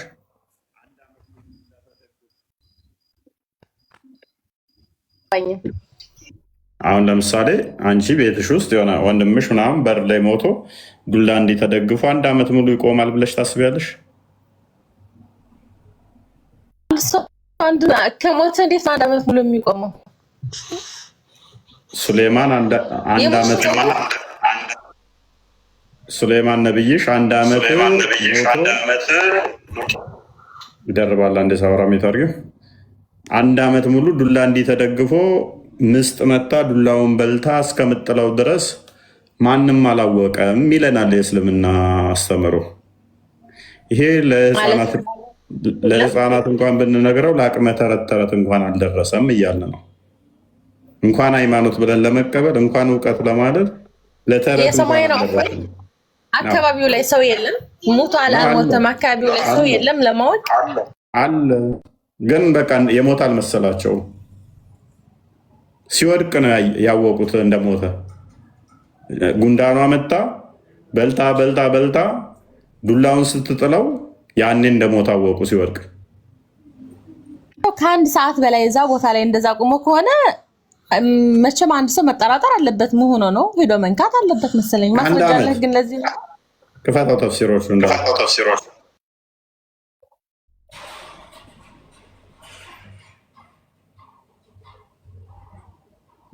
እንግዲህ 1 ዓመት ሙሉ ሰውየው አይታጠብም ወይ ምግብ አይበላም ወይ? ሱሌማን ደግሞ ይሄ አዲስን አንዴ እዚሁ አድርገው። ቆይ እዚህ አዲስ ላይ አሁን እንትን ባለው ላይ ብታዩ በአንድ ቀን አንድ ወንድ ስንት ሴት ጋር ብዙ እንደው በጣም ሴሰኛ ነው ቢባል ከስንት ሴት ጋር ወሲብ ሊያደርግ ይችላል? መዲና እኔ አላውቅም። መቼም ከ2 በላይ ይሄዳል ብዬ አላስብም። እስቲ ትንሽ ከፍ አድርጊው። በጣም ሱሰኛ ቢሆን በአንድ ሌሊት 1 ቀን ያቸው ስለዚህ ነገር 2ማ ትንሽ ነው። ነብያችሁም እኮ 11 ድረስ ሄዷል። ሱሌማን በአንድ ሌሊት 100 ሴቶችን ነው ወሲብ የሚያደርገው። 100 ሴቶችን አስቢው እስኪ። በየሰከንዱ ነው እንደ ወሲብ 100 ሴቶች የተለያዩ በአንድ ቀን ማታ ኤኒዌይስ ይሄ ሀዲሱ እሱን ነው። አሁን ወደ እንትኑ መልሰው ሲሞት ደግሞ ያለውን ፓርት እናሳይሽ። ሲሞት 1 ዓመት ሙሉ ዱላውን ተደግፎ ማንም አላወቀውም ይለናል። ይህ ለህፃናት እኔ ለልጆች ብናገር ይስቁብኛል። ምንድን ነው እንደ ወደፊት ስወልድ ልጄ ናተረት ልንገርህ፣ ሱሌይማን እኮ ሞቶ ዱላ ተደግፎ 1 ዓመት ሙሉ እንደሞተ አላወቁም ብዬ ብነግረው ዳድ ትፎገር የለ እንደ ረላሽ በል እንደዚህ አይነት ቀልድ እንደ ልፎገረኝ ነው በቃ ፍታ ፍታ አያስቅም ነው የሚለኝ። የሶስተኛ ገና 4-5 ዓመቱ ላይ ማለት ነው 4-5ቱ ላይ ኢብን ከሲር እናድርገው።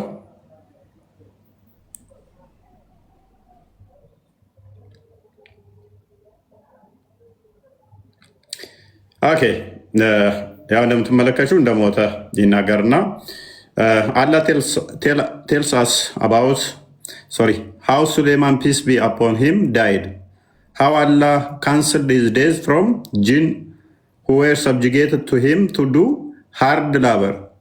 He remained leaning on his stick, which was his staff. ምን ይላል? ሱሌይማን እንዴት እንደሞተ አላህ እንዴት ከጅኒዎች እንደሰወረው ዱላው ላይ ተደግፎ እዛው ስራ እያሰራቸው በነበረበት ቦታ ላይ ስራ ቦታ ላይ ነው። ጅኒዎችም አብረው እየሰሩ ነው። ሰዎች ብቻ ሳይሆኑ ጅኒዎች አብረው እየሰሩ ነው። አሁን ታምር መሆኑ እኮ ነው። ጅኒዎቹ ራሱ አላወቁም። አብረው እንደሞተ ተደበቀባቸው ማለት በቃ አልተረዱም። በህይወት ያለ መሰላቸው። ኢብን አባስ ሜይ አላህ ቢ blessed with him, Mujahid, Al-Abbas, Al-Hasan, Qatada, and others said. እና ኢብን አባስ ሙጃሂድ፣ አልሐሰን፣ ቀታዳ እና ሌሎችም እንዳሉት he stayed like that for a long time, nearly a year. ለረጅም ዓመት ለአመት ያህል ለአንድ ዓመት ያህል ዱላውን ተደግፎ ሞቶ ቆሞ ነበር። አላወቁ። ጂኒዎቹም የተሰወረባቸው ሞቶ የሞት አልመሰላቸው፣ በህይወት ያለ መሰላቸው። ግትር ብሎ ቆሟል፣ ዱላውን እንደተደገፈ ተግዞ። እነሱ በቃ ሃርድ ሰራተኛ ናቸው፣ ጠንካራ ሰራተኛ ናቸው። ተፍ ተፍ ተፍ፣ እዛ ጋር ድንጋይ፣ እዛ ጋር እዛ ጋር ቁፋሮ፣ እዛ ጋር ምናምን ይላሉ። በቃ ሱሌይማን 1 ዓመት ሙሉ እንደዚህ ዱላውን ተደግፋ ዳሽ ብላለች፣ ሞታለች። ከዛ ምስጥ መጣችና ያቺ ምስጥ ዱላውን በልታ በልታ በልታ በልታ ቅርብት ሲል ወይ ሱሌይማን ሞቷል እንደ ያሉ። ይህንን ተረት ተረት ትቀበያለሽ? ከፈለግሽ የሚው የነብይ ታሪክ ላለሽ ሊሆን ይችላል እንጂ እንዴት ነው አንድ ሰው 1 ዓመት ሙሉ ድረስ ሞቷል አልሞተም አንድ ሰው የማይታወቀው? እንደ አንድ ሰው ሞቷል አልሞተም ከአንድ ሰዓት በኋላ ይለያል እኮ ሲጀመር። ቤት ታይም ስቶሪ እያሉ ነው። ለሱም አይበቃም አልኳችሁ እኮ አልጋ ላይ ሆነን እንደዚህ አይነት ተረት ተረት ለመስማትም እኮ ለአይምሯችን ለአቅመ ተረት ተረት እንኳን አልደረሰ። ይህንን አሁን ተአምር አይምን የነቢያት እንትን ምናምን ይሉናል። ነቢያትን አስተምሮ አበለሻሽቶ አምጥተው ማለት ነው። እንደዚህ አይነት የተሳሳተ መጽሐፍ ቅዱስ በአንደኛ ነገሥት ምዕራፍ 11 አንዴ ክፈተው። አንደኛ ነገሥት ምንድነው? ከጂኖች ጋር ሰዎች አሉ የሚል ነገር አለ። በሚገባ ያወቁት እኮ ለዛ እኮ ነው። ሲወድቅ ነው ያወቁት። ገና ሰዎቹ ራሱ ስራ ቦታ ላይ እኮ ነው። ቤተመንግስቱን እኮ እየገነባ ነው። አሁን አላስቃ መስጊድ የምትሉትን ማለት ነው በእናንተ ቤት። እሱን ሲሰራ አላችሁ ዱላ ተደግፎ ሱሌይማን ቆሞ ነበረ። ጂኒዎቹንም እያሰራቸው ነበረ። ሱሌይማን ብቻውን ሆኖ ከጂኒዎች ጋር ብቻ ነው የሚኖረው አትለኝም መቼ። ከዛ ጂኒዎቹ ራሱ ማወቅ አልቻሉ። የታወቀው መቼ ነው? ጉንዳኗ መታ ዱላውን በልታ ሱሌይማን ሲወድቅ። አንደኛ ነገሥት ምዕራፍ 11 አንዴ ክፈትልኝ። ሰለሞን እንዴት እውነተኛው የመጽሐፍ ቅዱስ ሰለሞን እንደሞተ ምዕራፍ 11 ቁጥር 40 አካባቢ አድርጋልኝ።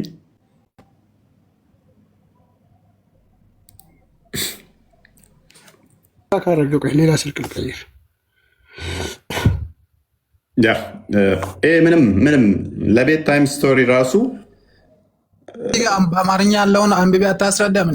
ምን አይ ቆይ የእኛን ደግሞ እናሳየ ነው። ሰለሞን እንዴት እንደሞተ ከመጽሐፍ ቅዱስ እናሳየ። እናንተ እናሳየ አይ ሊያሳየ ሊከፍትልን ነው። ችግር የለም አትቸኩል። ስታክ አደረገብኝ ብሎ ቁጥር 40 አካባቢ ይመስለኛል። 40 ላይ ሰሎሞን ኢዮራብም ሊገድለው ወደደ፣ ከፍ አድርገው የቀረውም ሊገድለው ፈለገ፣ ወደ ግብፅም ንጉሥ ወደ ሽሺቅ የቀረውም የሰሎሞን ነገር ያደረገውም ሁሉ ጥበቡ እነሆ በሰሎሞን ታሪክ መጽሐፍ ተጽፏል።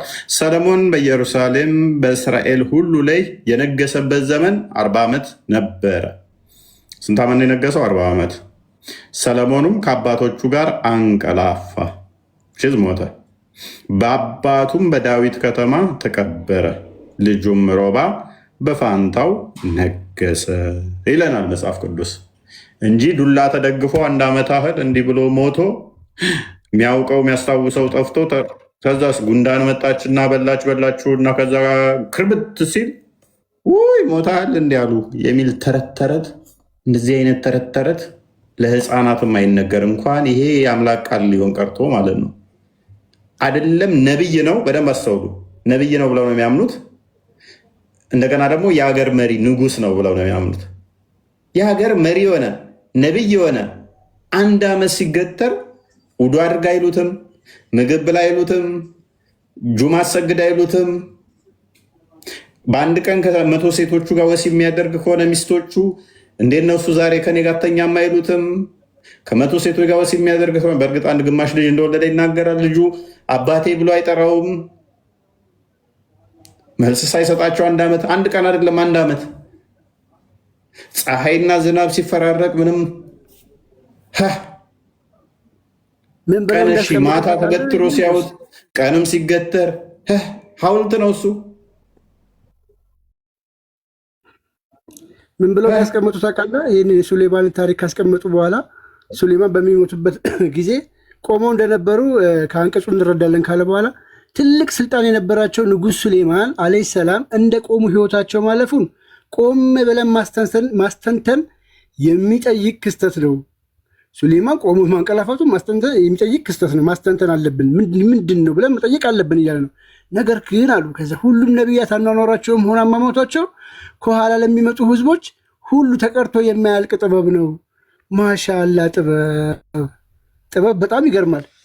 ሱሌማን 1 ዓመት ሙሉ ቆሞ ሞቶ በዙሪያው የነበሩ ነው የሚለው በዙሪያቸው የነበሩ ውስጥ አንዳቸውም ህይወታቸው ማለፉን አላወቁም ነበረ። አጋንንቶቹ ናቸው መጨረሻ ላይ ያወቁት ነው የሚሉት።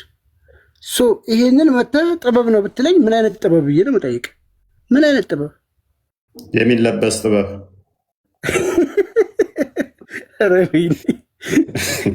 ይህ አንደኛ ነው። ወድጄዋለሁ።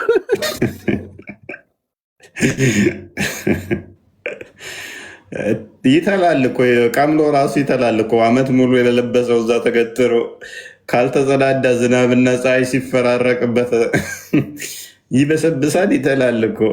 ጥበብ ይሉናል እንዴ ደግሞ ቀልደኞች። 1 ዓመት ሙሉ ከዛ መጽሐፍ ቅዱስ ስለተበረሰ እውነተኛውን የነቢያት አስተምሮ ቁርአን ነው የነገረን ይልሃል። ይመጣና ስለ ሱሌማን እውነተኛውን መጽሐፍ ቁርአን ነገረን ይላል። እሺ ሱሌማን ማን ነው ስትለው አንድ ቀን ሲሄድ ጉንዳኖች ሾለቆ ውስጥ ደረሰ። ከዛስ ጉንዳን ምን አለች? ሱሌማን ከሰራዊቱ ጋር እየመጣ ነው፣ እንዳይደፈጭጫችሁ እንዳይጨፈልቃችሁ አለችው። ጉንዳን መናገር ትችላለች።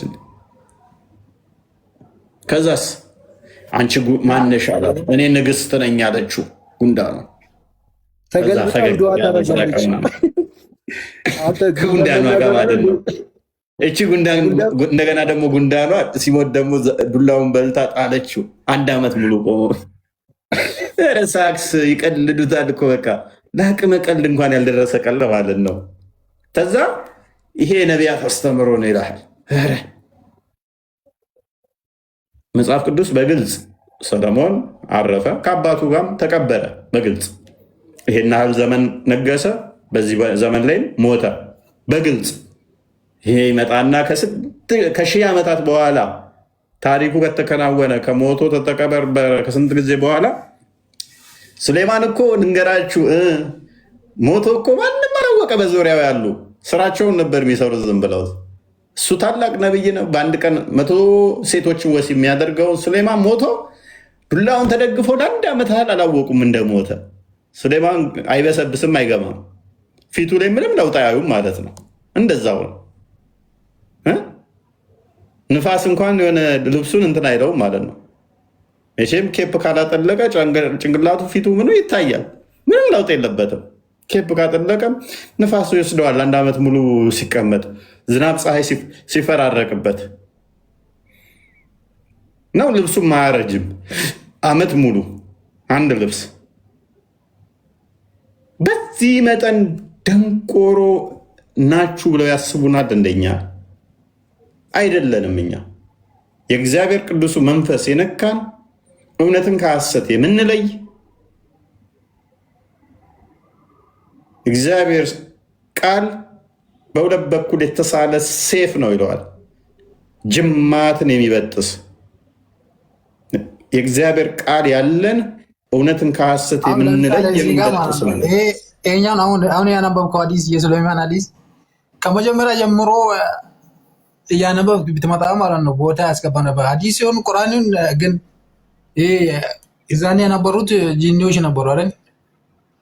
ስለዚህ ያውን ሐዲሱን ከመጀመሪያ እስከ መጨረሻ ድረስ ካየ እንጂ እንደዚህ በመሃል አቋርጠ ወጥ እንደዚህ ሱሌማን እንደዚህ 100 ዓመት እንደዚህ ቆይቷል ምናምን ቃል ሐሚድ ለማን ምን ሊገባ ይችላል? አሁን በዚህ ሰዓት ሐሚድ ይሄን ሐዲስ የከፈትኩት እኔ ነኝ። እፎየ ጂኒ ጉንዳን ታወራለች ወይ ሲል ጉንዳን በጀርባው አንተኝታ ገምብላ ሱሌማን እኮ ለሁሉም ነው ታወራለች። ሐሚድ ማናገር ይችላሉ። ታውቃለህ፣ ተረት ነው። አንደኛ ምንም ተረት የለም። አዳምጥ። ጉንዳን ኮሚኒኬሽን ቆይ አዳምጣ። ኮሚኒኬሽን እኔ አንድ ነገር ትንሽ ግን ስለዚህ ብዙ ማብራራ ባይኖረኝም ማለት ነው እነ ዕምራን አሁን ሰፋ ላይ እውቀት አላቸው። እነሱም ቢጠይቁ የበለጠ ምንጡና ይማሩ። አዳምጥ። ከስር ላላችሁም ጉንዳን እንደኔደርስብን አላህም አያውቅም። ምንም ድርቅ አይደለም። በቃ አላህን ራሱ ጠፍጥፍ ያስተምረዋለሁ። ኬጅ ያስገባዋለሁ። ጭንቅላት ገጥምለታለሁ። ጭንቅላት የሌለው አካል በደንብ አስተውሉ። እንደ ሳይንሱም ወደ ሳይንሱ ከወሰድ ነው ሌላ እንትን ነው የሚሆነው። ጉንዳን ኮሚኒኬሽን የላትም። በሳውንድ አይደለም ኮሚኒኬት የምታደርገው፣ በኬሚካል ነው ኮሚኒኬት የምታደርገው፣ ወይንም ደግሞ በአንቴና ነው ኮሚኒኬት የምታደርገው እንጂ በድምፅ አይደለም ኮሚኒኬት የምታደርገው። ስለዚህ እናንተ ጉንዳኖች እንደዚህ ሁኑ እንደዚህ የሚል ድምፅ ማውጣት አትችልም። እንደ ሌሎች እንስሳቶች እንደ ሌሎቹ የድምፅ ኮሚኒኬሽን አይደለም የምትግባባው፣ በኬሚካል ነው ኮሚኒኬት የምታደርገው። እና ከሚናገሩት እንስሳት አይነት አይደለችም። ሲጀምር ሳትፈጠር ይሄ የተፈጠረ መባሉስ ቦስ ጉንዳኗ ሳትፈጠር ይሄ ዘላለማዊ ያልተፈጠረ ቃል ነው ይሆናል። ይሄ እንግዲህ እዚህ ጋር በጉንዳን ሸለቆ ውስጥ ያለች በመጡ ጊዜ አንዲት ጉንዳን ነች የተናገረችው። አንዲት ጉንዳን። እናንተ ጉንዳኖች ወይ ልብ በሉ። አንዲት ጉንዳን ምን ብላ ተናገረች? እናንተ ጉንዳኖች ወይ ወደ መኖሪያችሁ ግቡ፣ ሱሌማንና ሰራዊቱ እነርሱ የማያውቁ ሲሆኑ እንዳይሰባብሯችሁ አለች። ይሄንን ያለችው ማነች? ጉንዳን ነች። ንግግሩ የተፈጠረ ነው ያልተፈጠረ? ጉንዳኑ የተፈጠረች ነች። አዎ። እንዴት ታዲያ ንግግሯ እንዴት ሊቀድም ቻለ? እሷ ሳትፈጠር። አመድ ይሄ ዘላለማዊ ቃል ነው። አመድ እንኳን እንዳመጣ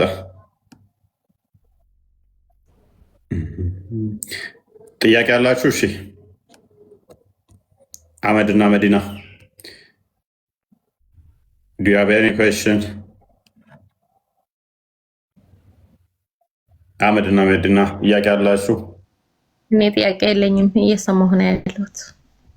ጥያቄ ካላችሁ አቅርቡ። ጨርሰናል።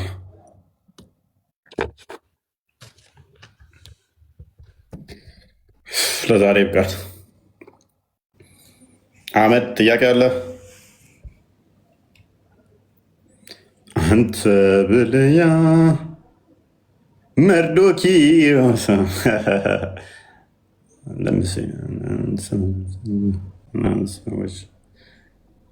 ወይ ቀልዳለ ቤትን እንደከፈትክ መጥተው ጥያቄ ያለ ይለዋል። እንግዲህ ቶፒክ ለማስቀየር ቢንያም ሽታዬ፣ ቢንያም ቶሎሳ፣ ቢንያም ጸጋዬ፣ ቢንያም መዲና፣ ቢንያም አህመድ፣ ቢንያም አበበ፣ ቢንያም ጫላ፣ ቢንያም መኮንን። እባክህ ስሜን አታበላሽ። ቢንያም ውቃቸው፣ አንዱንም ቢንያም ቀጤ። ለማንኛውም መዲና ፎሎ አድርጌሻለሁ። ምናልባት ፈቃደኛ ከሆንሽ ፎሎ ባክ አድርጊ። ከዛ ውጭ ፎይ ጨርሷል ይመስለኛል እና እንግዲህ እስካሁን ቆይተናል። ለነበረን ቆይታ እናመሰግናለን። መተኛት ካለብህ ተኛ፣ ውጣ። ጥያቄ ልጠይቅ ነበር፣ በቃ በውስጥ እጠይቅሃለሁ። ቀጥል፣ ችግር የለው። አይ በውስጥ ነው የምጠይቀው። እሺ እኔ ልጠይቅህ። ጨመቀው እዚሁ እኔ ልጠይቅህ። እሺ ጠይቀኝ። ስንት የመንጋጋ ጥርስ አለህ? ስንት የመንጋጋ ጥርስ ሰው አለው? እኔ ሙሉ ነው አልሸረፍኩም። እኔ ቁጥር ነው የጠየቅኩት። አይ እኔ አላቅም ስንት እንዳለ። ቆይ እሺ 100,000 ብር ሽልማት ቢኒ እንትና ከሁለት አንዳችሁ የፈጠነ በምላሱ ይሄንኛውን አፍንጫ ለነካ 100,000 ብር እሸልማለሁ። በምላሱ እቺ ጫፏን ያልኩት እንዲያስነቅ አድርጎም ይቻላል። ነክቼዋለሁ፣ ስክሪንሻት እልክልሃለሁ በውስጥ። እየሞከሩ ነው ከስር ያሉትም። ማን የነካው? የፈጠነ ትችላለህ። እኔ ሸላሚ ነኝ። እኔ ፈታኝ ነኝ፣ ተፈታኝ አይደለሁም።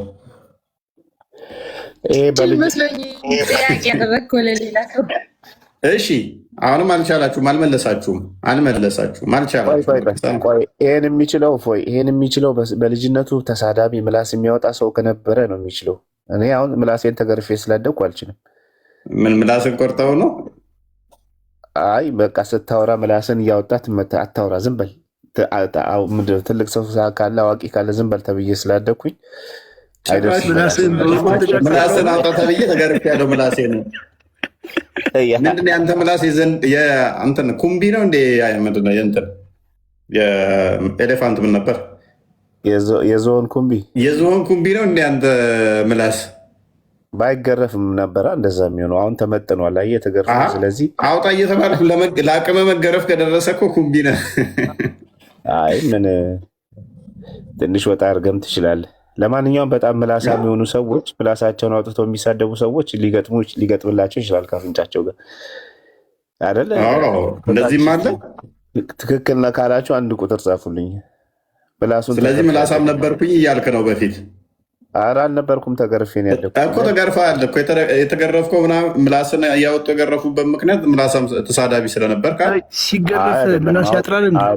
ያው አንድ ቁጥር ምላስ ያጥራል እንዴ? ምንድን ነው ያመጣብን ወገናችን? ቆይ እንደዛ አሁን ለምሳሌ አንድ ሰው አንድ ልጅ ስበላ አንተ ደግሞ እንደው ነገር በምንድን ነው የሚገባ? አንድ ህፃን ልጅ የሚገረፈው እኮ እንዲስተካከል ነው አይደለ? በእርግጥ በዛ ባላምንም፣ አሁን ላይ በዛ ነገር ባላምንም፣ ግን አንድ ህፃን ልጅ የሚገረፈው ለምንድን ነው? እንዲስተካከል፣ ስርዓት እንዲይዝ ነው። ሁሌ ያጠፋል ማለት አይደለም። እና እንዲፈራ ዱላ እና ከዛ ነገር እንዲቆጠብ ነው። እና ለማንኛውም ስትገረፋ ክርክር አላርገውና እኔ ምላሴን አልነካም በአፍንጫዬ። ይሄ በቃል ይመስለኛል። አሁንም አልመለስክም እስካሁን ድረስ አመረረ አሉኝ። ምላሴ ይደርሳል አፍንጫ ጋር ትላለህ። ሞክረዋል እኮ ብዙዎች እኮ ሞክረዋል። የሚገርመው ነገር እኔ እኮ ጅልነታቸው እኮ የሚገርመኝ። እስቲ የሞከራችሁ ጅሎች እስቲ ሁለት ቁጥር ጻፉ እስቲ። በአፍንጫችሁን ምላሳችሁ በአፍንጫችሁ ለመንካት የሞከራችሁ 2 ቁጥር ጻፉ እስቲ። የፈጠነ ለመንካት የሞከራችሁ ብቻ ለመንካት የሞከራችሁ ጅሎች እስቲ 2 ቁጥር ጻፉ። ጅልን ብለው ሲጽፉ ራሱ ለመንካት የሞከራችሁ ጅሎች 2 ቁጥር ጻፉ።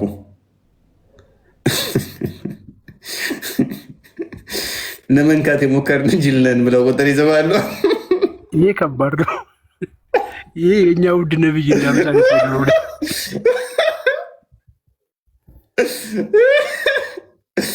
ምንድነው? እኔ ሞክር ያለው ምንድነው? ቻሌንጅ አለ አልሳካ ብሎ ነው ነካተ የ100,000 ብር ቻሌንጅ አይደለ እንዴ?